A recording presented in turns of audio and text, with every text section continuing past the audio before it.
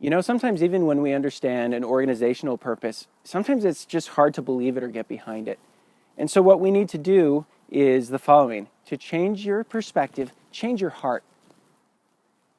You need a new perspective. So a good example of this was Mother Teresa's work in India. She had nuns who would go and they would pick up wounded and dying people from the gutters and cleanse their wounds.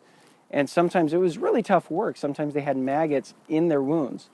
And so what she used to tell her nuns was, imagine when you're cleaning them that you are touching the body of Jesus and cleansing his wounds.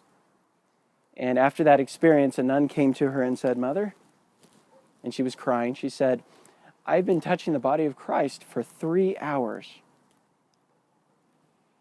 Now, once again, the purpose of this story isn't to illustrate anything to do with Christianity or any other religion, but to understand that by changing your perspective, you can really change your heart.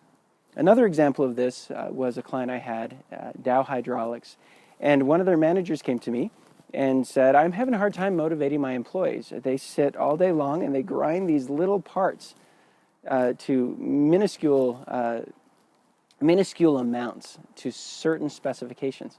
I said, "Okay, well, do they know what their part does?" He said, "No." I said, "Okay, what does their part do?" He said, "It's an integral part of the landing gear of an aircraft." I said, "Okay, here's what you do. Take a field trip. Take your whole crew with you to an airport and watch a plane land, preferably one that has military personnel. Now watch the family as they greet each other after years of absence. Then you turn to them and you say, you know what? The reason why you're here right now is that you just brought that person home.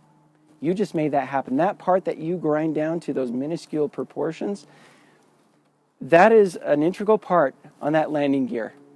You brought them home. You brought that family back together." To change your heart, change your perspective.